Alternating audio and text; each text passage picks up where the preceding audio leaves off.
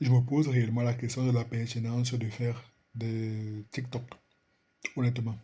En tant qu'entrepreneur, est-ce que cela vaut la peine de faire des TikTok?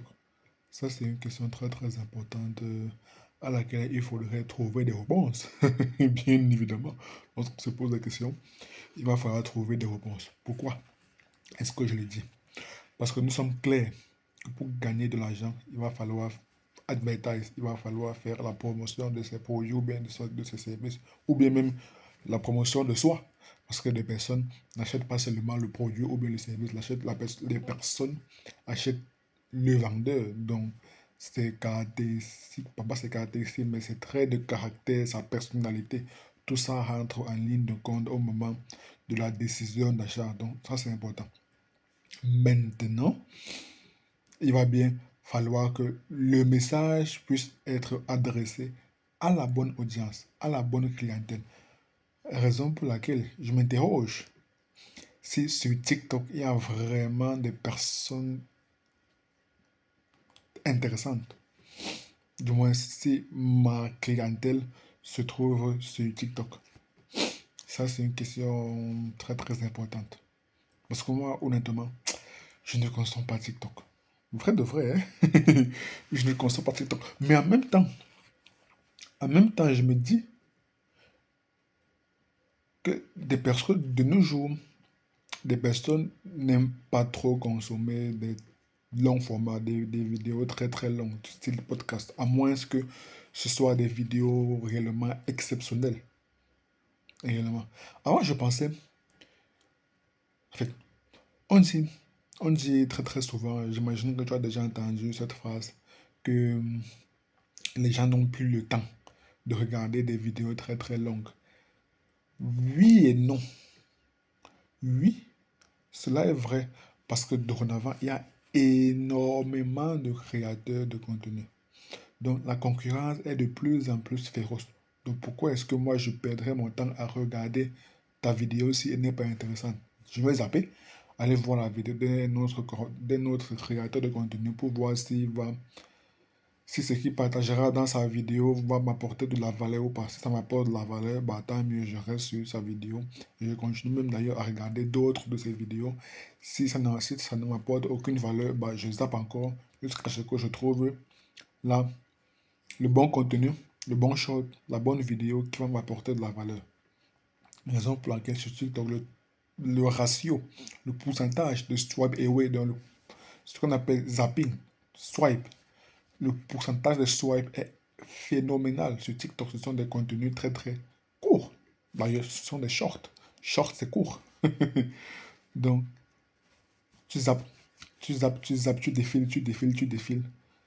Et ça te procure une certaine dopamine. Revenons au cœur de la vidéo, au cœur du message que je veux partager dans la vidéo. C'est de savoir, est-ce que réellement cela vaut la peine de faire des TikTok? Je pense que oui, ça vaut la peine parce que même si tu n'es pas entrepreneur, bah, il y a de fortes chances que tu sois sur TikTok en train de zapper, en train de swipe, en train de défiler. Et si tu es entrepreneur, naturellement, tu n'as pas assez de temps pour regarder des vidéos longues, regarder des podcasts d'une heure, 1h30, voire 2 heures. Imagine, moi, par exemple, lorsque je tombe sur une vidéo YouTube qui dure déjà 10 minutes, il me dit que flemme. C'est la raison pour laquelle j'ai désinstallé YouTube. Clairement, j'ai désinstallé YouTube. Parce que bien que je poste mes vidéos directement sur YouTube, dès que je termine de les publier, je désinstalle l'application directement. Sinon, je serais tenté de regarder des vidéos et cela va me bouffer du temps. Je n'ai pas du temps pour regarder même 10 minutes là, ça me refroidit. À plus forte raison, des longues vidéos de 45 minutes, 50 minutes, 2 heures. Et j'imagine que c'est la même réflexion des entrepreneurs. Tu ne vas pas te mettre là à regarder un long podcast de 2 heures de temps. Ça va faire 2 heures de ta vie. Et raison pour laquelle, si tu as été déjà captivé par des petits extraits du podcast, des petits extraits de 30 secondes, 20 secondes, 40 secondes, qui t'ont, qui ont suscité en toi un certain intérêt, alors là, tu auras envie de regarder tout le podcast en entier parce que tu as déjà eu des échantillons qui ont été intéressants et qui t'ont amené, qui t'ont convaincu de regarder, de bloquer 2 heures de ton temps pour regarder la vidéo entière. Et je pense que c'est même ça, la stratégie la plus intéressante. Si on veut publier des longs formats, alors publier des longues vidéos, ensuite extraire des petits extraits sous forme de short qu'on va alimenter TikTok, alimenter Instagram à travers les réels, alimenter même YouTube Short, de manière à inciter des personnes à venir regarder la vidéo longue. Et c'est aussi pour ça que même en termes seulement de rémunération, YouTube paye largement mieux que tous les autres, ouais, que tous les autres réseaux sociaux, toutes les autres plateformes pour cela. Et c'est pour ça que j'ai de plus en plus tendance à considérer des vidéos YouTube, dans des longues vidéos, pas comme des outils de promotion. Des, En fait, plus clairement, moi je considère des vidéos YouTube comme des produits marketing pour lesquels il faudrait faire la promotion, pour lesquels il faudrait advertise. Advertise en anglais, c'est tout simplement faire la publicité, faire la promotion. Donc moi je considère des longues vidéos comme des produits, du moins des produits marketing ou bien des produits des réseaux sociaux. C'est comme ça que moi je considère les longues vidéos. Et maintenant, je considère les shorts comme des outils d'advertisement, des outils de publicité. Donc, tu prends ta longue vidéo et tu fragmentes en plusieurs shorts avec lesquels tu vas alimenter tes réseaux sociaux, que ce soit TikTok, que ce soit Instagram à travers les réels ou bien YouTube, de manière à ce qu'une personne qui a regardé un échantillon de ton podcast à travers le short que tu as réalisé, qui est extrait du podcast, si une personne a déjà été intéressée par un échantillon, 2 échantillons, 3 échantillons, 4 échantillons, 10 échantillons du podcast, elle va dire, mais c'est qui ce monsieur qui dit des choses très très pertinentes?